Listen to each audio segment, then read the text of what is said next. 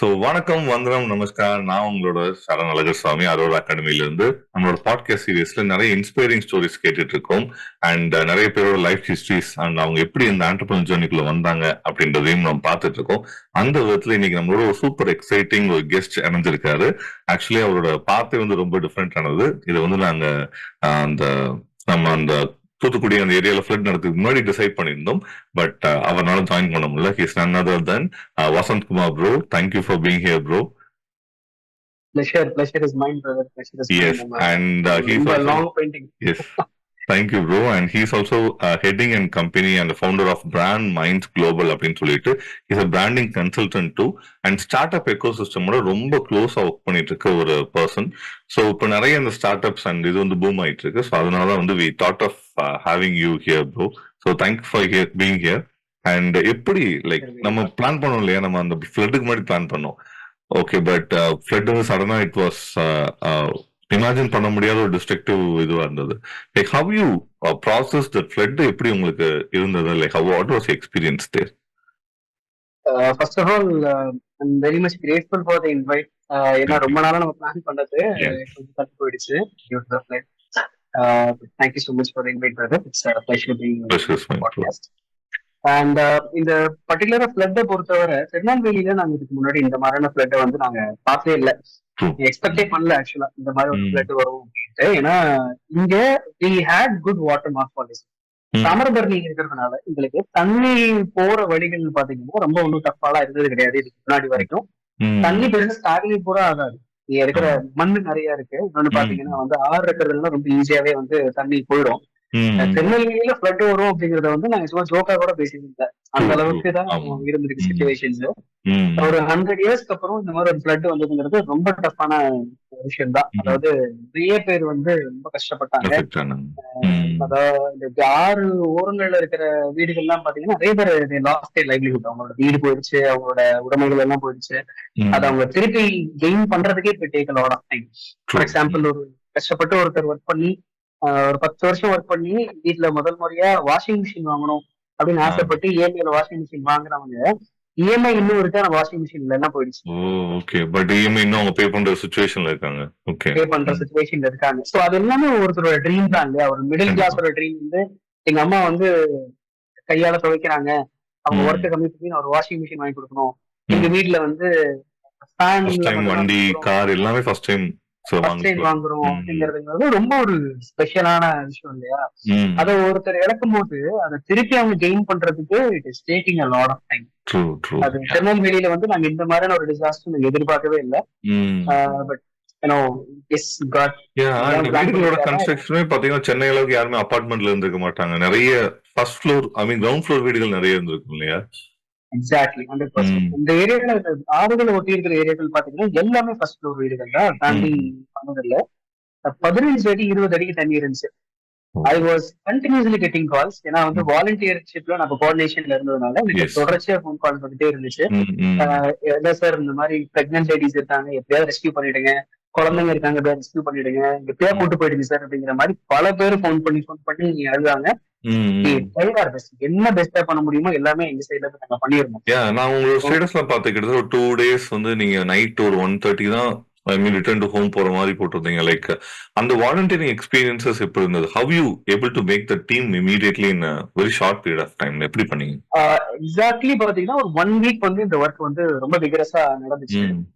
இதுக்கு பெரிய சப்போர்ட்டா யார் இருந்தாங்கன்னா இங்க இருக்கிற ஸ்டார்ட் அப் ஃபவுண்டர்ஸ். அது கண்டிப்பா சொல்லியே ஆகணும். ஸ்டார்ட் அப் ஃபவுண்டர்ஸ்ன்னு சொல்லி நாங்க சில வாட்ஸ்அப் குரூப்ஸ் வச்சிருக்கோம். அந்த வாட்ஸ்அப் குரூப்ல தான் நாங்க போஸ்ட் பண்ணோம் இந்த மாதிரியான ஒரு இஷ்யூ, இந்த மாதிரி சப்போர்ட் தேவைப்பட்டு அப்படின்னு. இமீடியட்டா நிறைய பேர் வந்துட்டாங்க. நிறைய கம்யூனிட்டிஸ்ல இருந்து, நிறைய ஃபோரம்ஸ்ல இருந்து நிறைய பீப்புள் வந்ததுனாலதான் இது எங்களால ஓரளவு இதை சரி பண்ண முடிஞ்சிச்சு. And also we work closely with district administration. இங்க இருக்கிற கலெக்டரேட்டோட தே ஹேட் த டேட்டா, எந்தெந்த லொகேஷன்ல ரொம்ப அஃபெக்ட் ஆயிருக்காங்க, எங்க யாருக்கு சப்போர்ட் தேவைப்படுது அப்படின்னு எங்களுக்கு அந்த இன்ஃபர்மேஷன் ஃப்ளோ ப்ராப்பரா கிடைச்சதுனால எங்களால நிறைய பேர் ரெஸ்கியூ பண்ண முடிஞ்சு. இங்க இருக்கிற ஸ்டார்ட் அப் ஃபவுண்டர்ஸ் தான் இங்க பெரும்பாலும் இதுல ஒர்க்ல இன்வால்வ் ஆனாங்க. ஆல்மோஸ்ட் ஒரு 1 week கம்ப்ளீட்டா அங்க இதெல்லாம் இருக்க. நைட் ஒரு 2 o'clock 3 o'clock முடிச்சுட்டு வரும். அகைன் மார்னிங் 6 o'clock திருப்பி ஒர்க் போற மாதிரி தான் இருந்துச்சு. வெரி டஃப் டைம் அந்த டைம் பொறுத்தவரை. எனக்கு உங்களோட அந்த ப்ராசஸ் அண்ட் அப்டேட்ஸ் பார்க்கும்போது லைக் எவ்வளவு குரூஷியலா இந்த இடம் அஃபெக்ட் ஆயிருக்கு. ஏன்னா நியூஸ் பாக்குறோம், பட் அவங்களோட கவரேஜை விட லைக் அந்த ஃபீல்ட்ல இருந்து வாலண்டியரோட கவரேஜ் அண்ட் அதுல இருக்க ஸ்ட்ரகிள்ஸ் வந்து really it's was we really hats of that work is really really admirable bro. Thanks for doing that.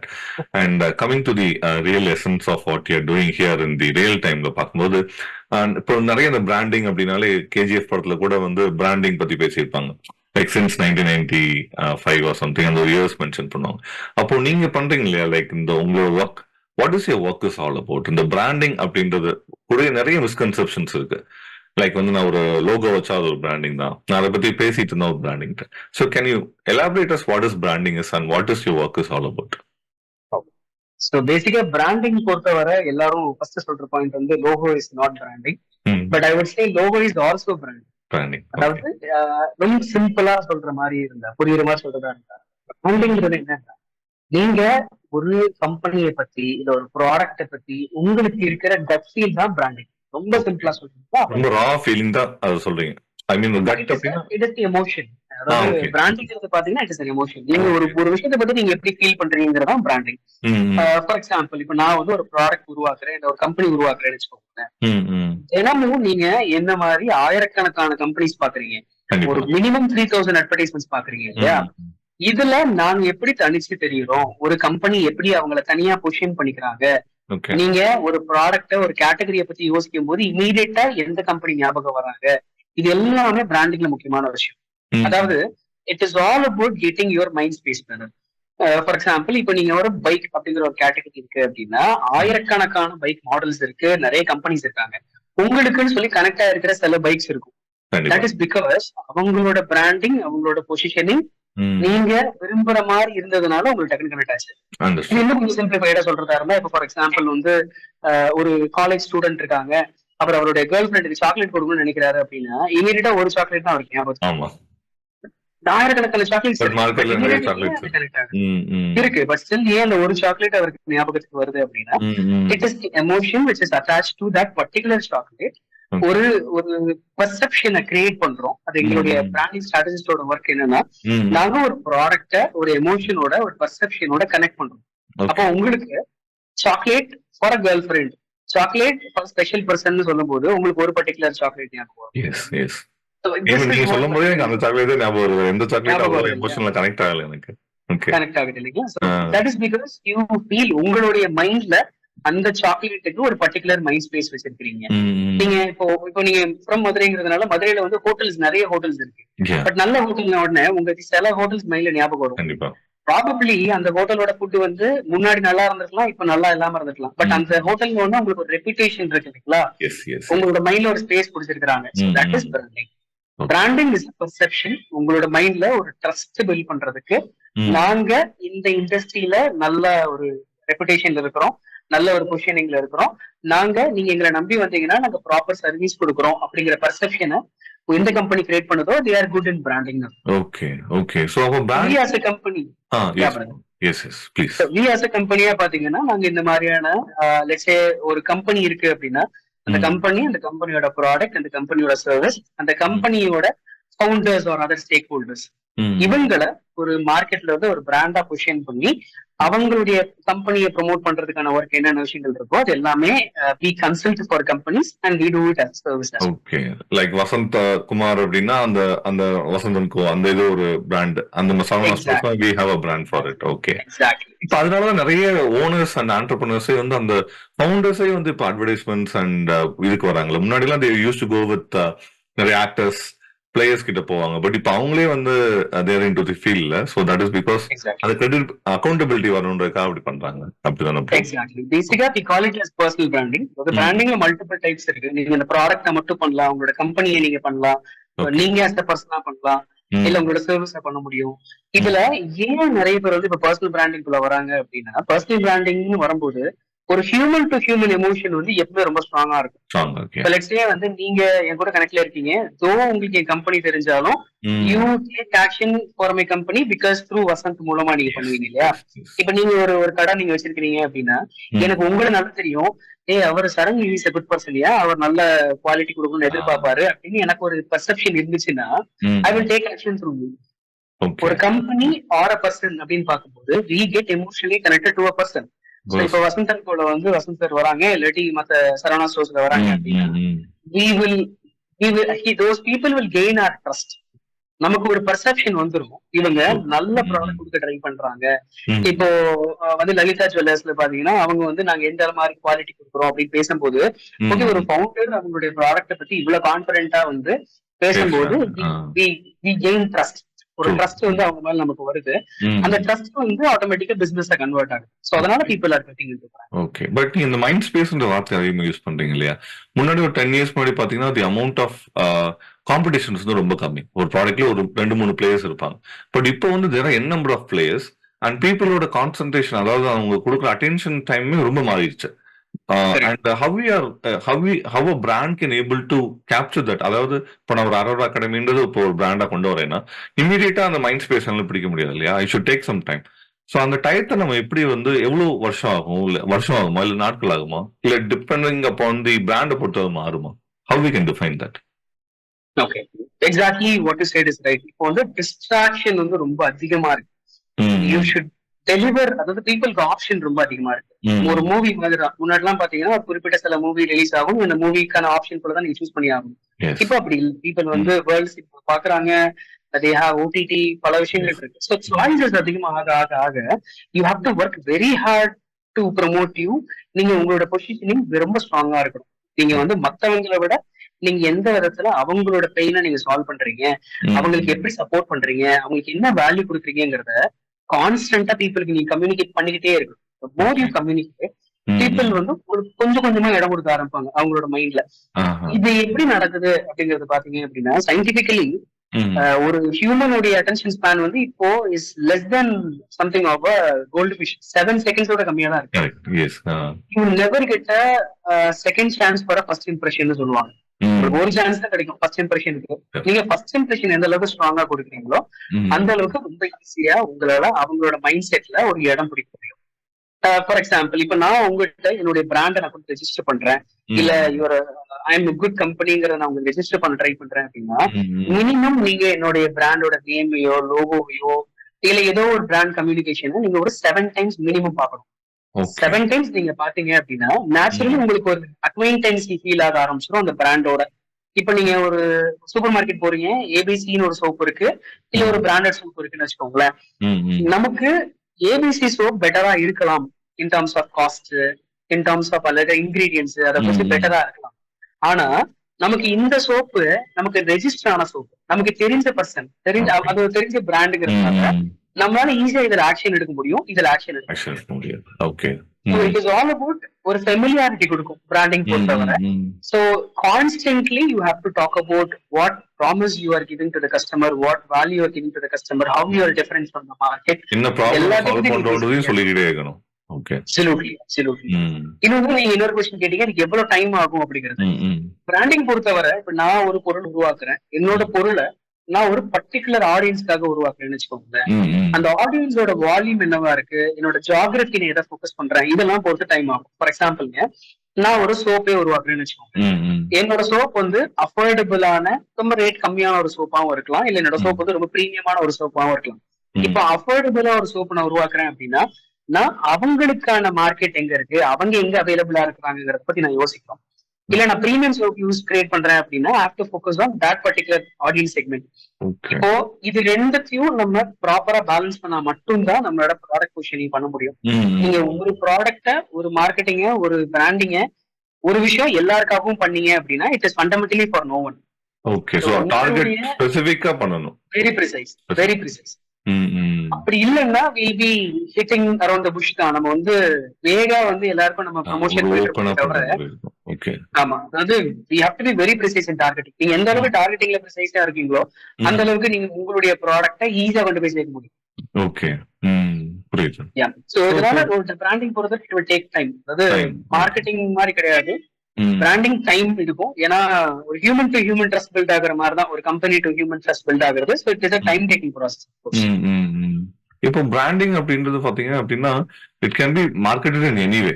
Like ஒரு சின்ன லோகோ மட்டும் பிளேஸ் பண்றதுல இருந்து, இல்ல ஒரு ஸ்லோகன்ல இருந்து, இல்ல ஒரு மோட்டோ கொடுக்கறதுல இருந்து என்னவா இருக்கும். அது எது பெஸ்ட் ஒன் ஃபார் ஒரு ஸ்டார்ட் அப் வருதுன்னு வச்சுக்கலாமே. They want to brand it in the local, at least அவங்க மார்க்கெட்லயாவது லோக்கல் மார்க்கெட்ல தெரியணும் அப்படின்னா which is the easiest way to reach that targeted audience? அது எந்தெந்த ஏதாவது டூல்ஸ் இருக்கு அதுக்கு? ஸோ இன்னைக்கு டேட்டுக்கு best way to reach your கஸ்டமர்ஸ்னு பாத்தீங்கன்னா டிஜிட்டல் தான். ஏன்னா டிஜிட்டல் வந்து இட்ஸ் அஃபோர்டபுள் அண்ட் முன்னாடி இருந்ததை விட ரொம்ப அஃபோர்டபுளா இருக்கு. Mass media okay, mass media விட ரொம்ப அஃபோர்டபுளா இருக்கு. இப்போ முன்னாடி எல்லாம் பாத்தீங்கன்னா வந்து இந்த டெமோக்ரஸி கிடையாது. உங்க கையில வந்து ஒரு பர்டிகுலர் ஃபண்ட் இருந்தாதான் நீங்க வந்து டெலிவிஷன் ஆட் பண்ண முடியும், அப்படி இல்லைன்னா நியூஸ் பேப்பர் ஆட் பண்ண முடியும். பட் இன்னைக்கு அப்படி இல்லை. If you can have a brand இமீடியட்டா இன்னைக்கு டேட்டுக்கு நீங்களே உட்காந்து டிஜிட்டல் மார்க்கெட்டிங் பண்ணிட முடியும். பட் நீங்க முக்கியமா போக்கஸ் பண்ண வேண்டியது என்னன்னா, நீங்க இதை யாருக்காக பில் பண்றீங்க, அவங்க எங்க அவைலபிளா இருக்கிறாங்க அப்படின்ட்டு. நீங்க ஒரு ப்ராடக்ட் பில் பண்றீங்க, உங்களோட கஸ்டமர்ஸ் மார்க்கெட்ல தான் இருக்கிறாங்க அப்படின்னா நீங்க டிஜிட்டல் மார்க்கெட்டிங் போகவே வேணாம். You have to go to market. இல்ல நீங்க உங்களோட கஸ்டமர்ஸ் வந்து எக்ஸாக்ட்லி டிஜிட்டல் மார்க்கெட் இல்ல உங்களோட கஸ்டமர்ஸ் வந்து ஃபோரம்ஸ்ல தான் இருக்கிறாங்க அப்படின்னா நீங்க அப்போ டிஜிட்டல் போக கூடாது, நீங்க ஃபோரம்ஸ் தான் போகணும். It is all about what you are creating, for whom you are creating and where he is available. அவர் எங்க அவைலபிளா இருக்கிறாரு உங்களோட கஸ்டமர், அந்த இடத்துல உங்களோட பிராண்ட் நேம், உங்களோட பிராண்ட் லோகோ, ஆர் நீங்க என்ன ப்ராமிஸ் கொடுக்குறீங்க, இந்த விஷயத்த நீங்க கண்டினியூஸா பொசிஷன் பண்ணிக்கிட்டே இருக்கும். நான் சொன்ன மாதிரி ஒரு 7 டைம் உங்களோட கஸ்டமர் வந்து கண்டினியூஸா உங்களோட பிராண்ட பாக்குறாரு, அவர் அதை தெரிஞ்சுக்கிறாரு அப்படின்னா automatically he will gain trust. Psychologically that is how it works. That's really great bro. அதாவது பிராண்டிங் அப்படின்றதே வந்து இவ்வளவு தூரம் கிரவுண்ட் அவுட் பண்ணதுக்கு அப்புறம் தான் we should start it. நம்ம வேகா பண்ணும்போது will not get some results. And நிறைய டைம் பாத்தீங்கன்னா ஸ்டார்ட் அப் ஸ்டார்ட் பண்ணிட்டு ரிசல்ட்ஸ் வரல, எனக்கு வந்து எக்ஸ்பெக்டட் இன்கம் வரலன்னு சொல்லிட்டு நிறைய பேர் க்ளோஸ் பண்றாங்க. அண்ட் கோவிட் முன்னாடி இப்போ ஸ்டார்ட் அப் கல்ச்சர் எடுத்துக்கிட்டீங்கன்னா யூஎஸ் ஆர் வெஸ்டர்ன் கண்ட்ரீஸ்ல ஆப்பிள் ஆகட்டும், வாட்ஸ்அப் ஆகட்டும், பிஃபோர் 15 இயர்ஸ் 18 இயர்ஸ்லாம் வந்துட்டாங்க. பட் நம்ம இந்தியாவுக்கு பாத்தீங்கன்னா லாஸ்ட் ஒரு 7 to 8 இயர்ஸ் தான் ஸ்டார்ட் அப்ன்ற வார்த்தையே வந்து நமக்குள்ள வந்தது. ஸோ இப்போ இருக்க எக்கோ சிஸ்டம் பாத்தீங்கன்னா கவர்மெண்ட் இஸ் ஆல்சோ சப்போர்ட்டிங், பிரைவேட்டும் ஃபண்ட்ஸ் பண்றாங்க. பட் நிறைய ஒரு கைண்ட் ஆஃப் டவுட்ஸ் இருக்கு. How to start a start up, what is in startup அப்படின்றது பேசிக்கா நிறைய பேருக்கு டவுட்டா இருக்கு. ஸோ ஜென்ரலா what is startup? Okay, so இந்த பர்டிகுலர் கொஸ்டின் பொறுத்தவரை இதுல நிறைய தியரிஸ் இருக்கு. Tell my perspective. Government data பொறுத்தவரை நீங்க வந்து ஒரு 10 இயர்க்குள்ள இருக்கிற கம்பெனி, நீங்க ஒரு 1 crore or 10 crore பண்ற கம்பெனியா இருக்கீங்க, புதுசா ஒரு கம்பெனி ஆரம்பிச்சிருக்கீங்கன்னா that is startup. Tell my perspective. ஒரு ஸ்டார்ட் அப் என்ன அப்படின்னு பாத்தீங்கன்னா, as an individual human entity, நீங்க தனியா as a பர்சனா ஒரு ப்ராப்ளம் சால்வ் பண்ணணும்னு ஒரு இன்டென்ட்டோட நீங்க ஒரு விஷயத்த ஆரம்பிச்சீங்க அப்படின்னா you are a start up. You are an entrepreneur, you are creating a startup. ஒரு ஸ்டார்ட் அப்ங்கும் போது உங்களுக்கு ஒரு ரொம்ப ஃபேன்சியான ஒரு ஆஃபீஸ் இருக்கணும், உங்களுக்கு வந்து ஒரு 10 பேர் 20 பேர் டீம் இருக்குங்கிறதுலாம் கிடையாது. ஒரு இண்டிவிஜுவல் பர்சன் கூட அதை சேஞ்ச் பண்ண முடியும். So startup is something which is அன்சர்டைனான ஒரு விஷயத்த யூ நெவர் நோ அது சக்சஸ் ஆகுமா ஃபெயிலியர் ஆகுமான்னு தெரியாது. அன்சர்டைனான ஒரு விஷயத்த அன்சர்டைன் சர்க்கம்ஸ்டான்சஸ்ல ஒருத்தர் பண்றாரு டு சால்வ் அ ப்ராப்ளம் அப்படின்னா that is a start up. சிம்பிளா சொல்றேன். இப்போ ஒரு ஹோட்டல் எடுத்துக்கோங்க. ஒரு ஹோட்டல்ங்கிறது இன்னைக்கு நீங்க ஆரம்பிச்சீங்க அப்படின்னா இட் இஸ் அ பிசினஸ். ஏன்னா அது வந்து ஒரு ப்ரூவன் பாத் இல்லையா, அங்க வந்து பல பேர் வந்து ஆல்ரெடி ஹோட்டல் வச்சிருக்காங்க, சக்சஸ் ஆயிருக்காங்க. சோ யூ நோ இது ஒர்க் அவுட் ஆகும் அப்படிங்கிறது இது தெரிஞ்ச பாதை. அதனால ரெகுலரா நீங்க போற ரோடு, அதனால வந்து தட் இஸ் அ பிசினஸ். நம்மளும் பிசினஸா தான் இருப்போம் அதுல, not a start up. That is one of the business, that is not a start up. இப்போ அதுலயும் நீங்க யூனிக்கா ஒரு விஷயம் பண்றீங்கன்னு வச்சுக்கோங்க. இப்போ ஹோட்டல்ங்கிற ஒரு விஷயத்த முதல் முறையா ஒருத்தர் 100 வருஷத்துக்கு முன்னாடி 200 வருஷத்துக்கு முன்னாடி ஆரம்பிக்கும் போது அவர் யோசிச்சிருப்பாரு இல்லையா, இங்க வந்து நிறைய பேர் டிராவல் பண்றாங்கப்பா, ஆனா அவங்க சாப்பாடு இல்ல, நம்மகிட்ட சாப்பாடு இருக்கே, நம்ம ஏன் வெளியில வச்சு இதை கொடுத்து கொஞ்சம் பணம் வாங்கிக்க கூடாது அப்படின்ட்டு அப்போ ஸ்டார்ட் அப். அப்ப புதுசா ஒருத்தர் ஒரு ப்ராப்ளத்தை சால்வ் பண்றதுக்காக ஒரு விஷயத்தை உருவாக்குறாரு, that is a start up. இன்னைக்கு அது அபண்டன்டா ஆனதுனால நிறைய ஹோட்டல்ஸ் வந்ததுனால it's a proven method, so it is a business. நீங்க அதே மாதிரி இப்ப நீங்க ஹோட்டல்னு எடுத்துக்கிட்டீங்கன்னா இட் இஸ் அ பிசினஸ். ஆனா நீங்க இந்த பக்கம் Zomato, Swiggy எல்லாம் பாத்தீங்கன்னா those are all startups. Okay. ஏன்னா இட்ஸ் a new thing. ஒரு ப்ராப்ளம் இருக்கு, வெளியில போய் எல்லாரும் வாங்குறாங்க, நம்ம ஏன் டைரக்டா ஹோம் டெலிவரி பண்ணக்கூடாதுன்னு ஒருத்தர் ஆரம்பிக்கிறாரு, ட்ரை பண்றாரு. அது சக்சஸ் ஆகுமா ஆகாதான்னு தெரியாது. It is a problem is trying to solve. It is uncertain situation, but is trying and is winning. So that is a startup. Any startup will become a business someday. Any business today was once a startup. But it will take its own time இல்லையா? It will take its time. நீங்க எந்த ஒரு விஷயமும் வந்து அதிகமா ஆக it will become business. Okay. கம்மியா இருக்கு, யூனிக்கா இருக்கு, புதுசா இருக்கு அப்படின்னா that is a startup. Okay. அப்போ நான் ஸ்டார்ட்அப் ஸ்டார்ட் பண்றேன்னா I should focus on marketing first பண்ணணுமா, இல்ல வந்து என்னுடைய ப்ராப்ளம் சால்விங் ஃபர்ஸ்ட் பண்ணணுமா, இல்ல வந்து என்னோட பிராண்டிங்கை ஃபர்ஸ்ட் கான்சென்ட்ரேட் பண்ணுமா, விச் இஸ் வெரி ஃபர்ஸ்ட், இல்ல வந்து என்னுடைய டார்கெட் ஆடியன்ஸை வந்து கேப்சர் பண்றதுல கான்சென்ட்ரேட் பண்ணுமா, which start up should do it first? Okay. So first விஷயம் பாத்தீங்கன்னா ஐ வுட் சே எம்பதி. ஏன் நீங்க இந்த ஸ்டார்ட் அப் பத்தி பண்றீங்க அப்படிங்கிறதுக்கு எம்பத்தட்டிக் பாயிண்ட். நான் வந்து இவங்களுக்காக இந்த ப்ராப்ளத்தை சால்வ் பண்றதுக்காக இந்த ப்ராடக்டை இல்ல இந்த சர்வீஸை நான் கிரியேட் பண்றேன் அப்படின்னு ஒண்ணு இருக்கு இல்லைங்களா. முதல்ல உங்களோட ப்ராடக்ட் ஆர் சர்வீஸ் தான். There is no marketing for a bad product. ஒரு பேட் ப்ராடக்ட்டை நீங்க மார்க்கெட் பண்ணா உங்களால கொண்டு போய் சேர்க்க முடியுமே தவிர உங்களால சஸ்டெயின் ஆக முடியாது.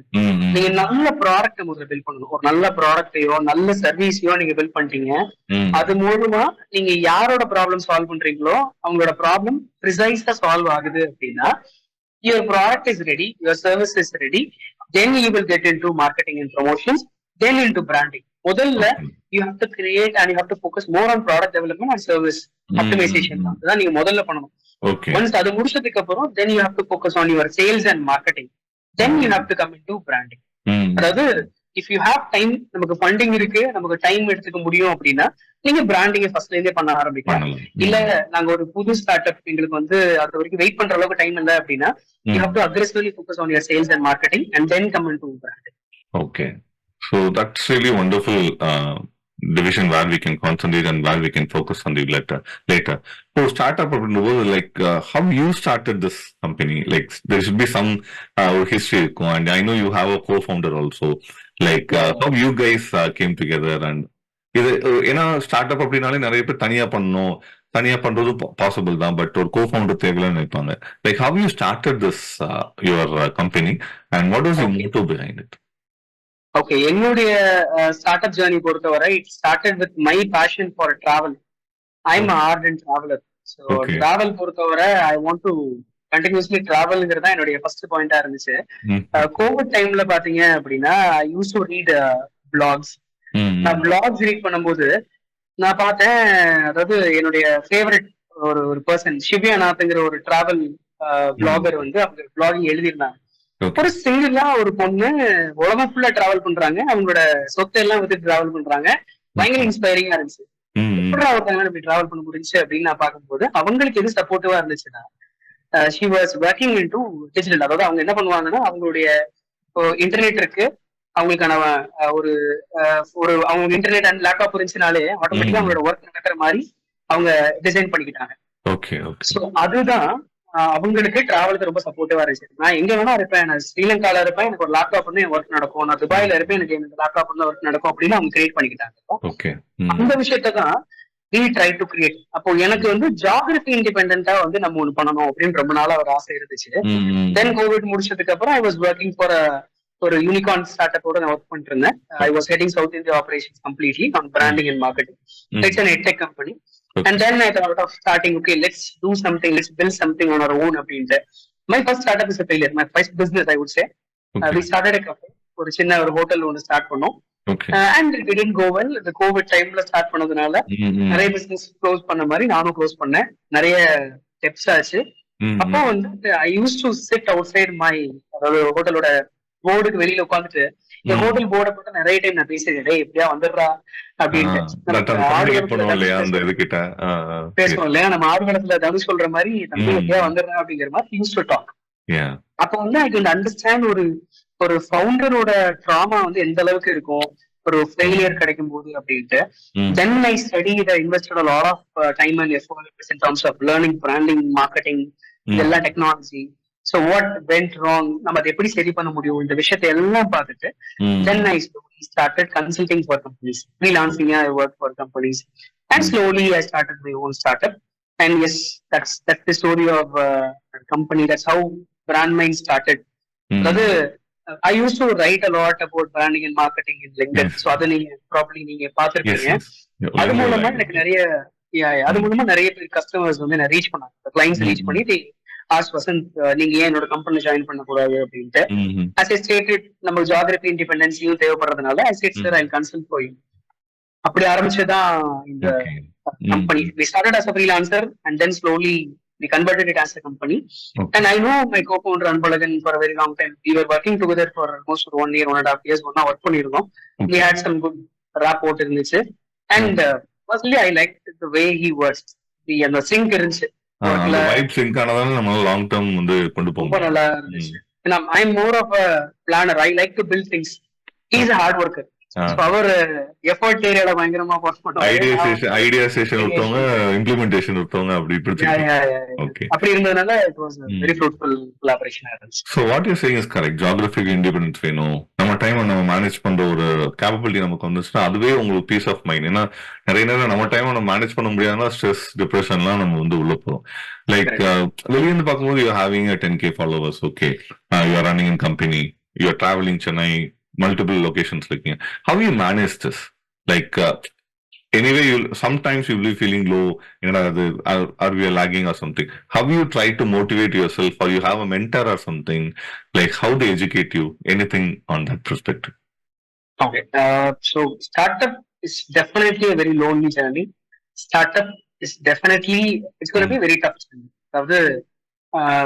It's a crash course for life னு சொல்லுவேன். Sales, marketing and being an entrepreneur, இந்த விஷயம் எல்லாமே I would say it's a crash course for life.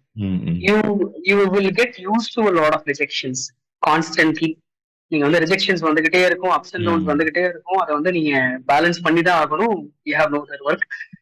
இன்னொன்னு, as you rightly stated, yes, I get lonely at times. நமக்கு you will feel நம்ம கரெக்டான ட்ராக்ல போறோமா, கொஞ்சம் நம்ம டைவர்சிஃபிகேஷன்ஸ் இருக்கும், சரியா போறோமா அப்படின்னு. Yes, luckily I have some good mentors.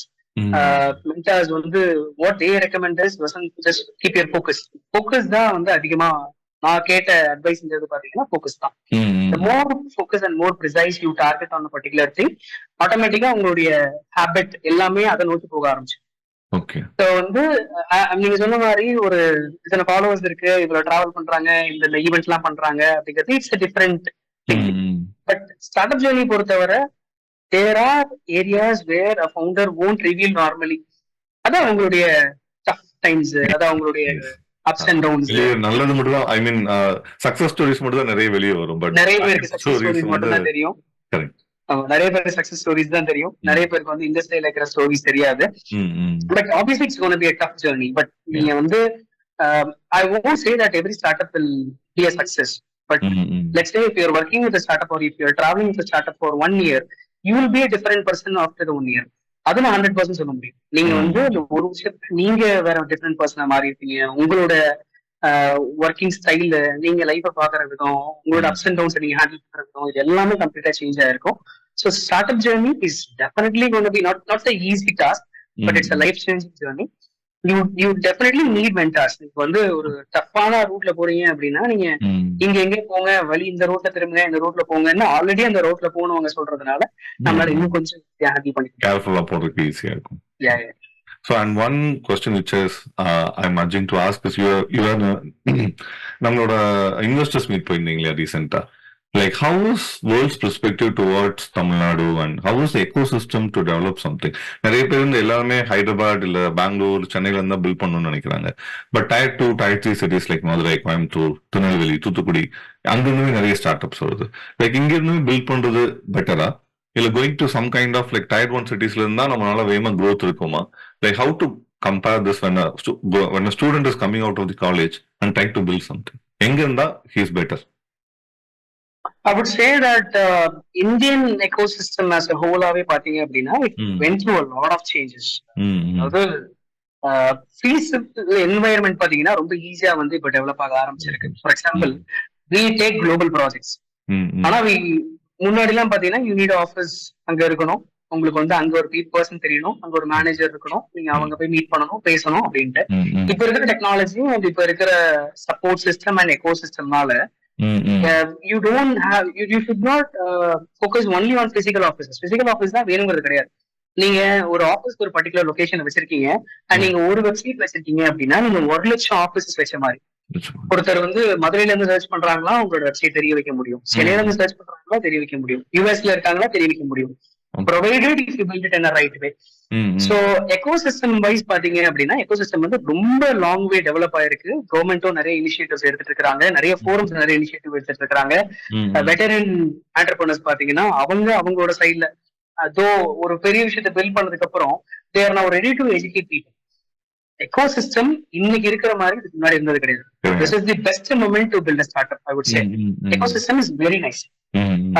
கேட்ட Tier 1, Tier 2 விஷயத்துல பாத்தீங்கன்னா Tier 2 இப்பதான் குளோபல் மார்க்கெட் திரும்பி பார்க்க ஆரம்பிச்சிருக்காங்க. ஐ ஒன்ட் சே அது பெரிய சேஞ்சஸ் நடந்திருக்குங்கிறத நான் சொல்ல மாட்டேன், பட் இப்ப ஸ்லோவா சேஞ்சஸ் நடக்க ஆரம்பிச்சிருக்குது. டியர் 2ல எஸ் ட்ராக்ஷன் இருக்குது, பெரிய லெவல் டிஃபரன்சஸ் இல்லைன்னா கூட சின்ன சின்ன ட்ராக்ஷன் நடந்துகிட்டு தான் இருக்குது. ஒரு நியூ ஸ்டூடெண்ட் ஒருத்தர் ஆண்டர்பிரினர்ஷிப் குள்ள வராங்க அப்படின்னா நான் என்ன சஜஸ்ட் பண்ணுவேன் அப்படின்னா, always suggest people to go work somewhere, learn some etiquettes எல்லாம் லேர்ன் பண்ணிட்டு தென் வர்றதுங்கிறது ரொம்ப பேசபிள் நான் சொல்லுவேன். அவங்க வேற ஸ்டார்ட் ஆரம்பிக்கணும்னு யோசிச்சிருக்கலாம், பட் ஏதோ ஒரு ஆபீஸ்ல போய் ஒர்க் பண்ணும்போது தான் வந்து ஒரு ஒர்க் கல்ச்சர் இருக்கிறது என்ன, ஒரு ஆபீஸை எப்படி ஆப்ரேட் பண்றாங்க, எப்படி ஹேண்டில் பண்றாங்க அப்படிங்கிறது இன்னும் கொஞ்சம் ஈஸியா தெரிய ஆரம்பிக்கும். ஸோ அதனால வந்து எடுத்தோட நடக்க முன்னாடி ஒரு சின்ன ஒரு கைப்பிடி வச்சு நடந்தாங்கன்னா கொஞ்சம் ஈஸி, அதுக்கப்புறம் தனியா அவங்க நடக்க ஆரம்பிச்சு. That is very important. Because experience gain பண்ணிட்டு அந்த மார்க்கெட்ல நம்ம உள்ள வந்தோம் அப்படின்னா கொஞ்சமா நமக்கு அப்ஸ் அண்ட் டவுன்ஸ் வந்து என்ன பண்ணலாம் அப்படின்னு தெரியும். Okay, so one final question, like இன்னும் next 5 yearsல where we can see you, like what is your aim is, you will be having some kind of ideas, right? இங்க தான் நம்ம இருக்க போறோம் அப்படின்னு. Is there anything where we are going to see Vasant Kumar at after 5 years or 3 years? So I'm basically a builder. I would say that எனக்கு இந்த CEO post maximum நான் எடுத்துக்க வேணாம். I want to build something. I want to give the company to a different person and go, but I want to build a different thing.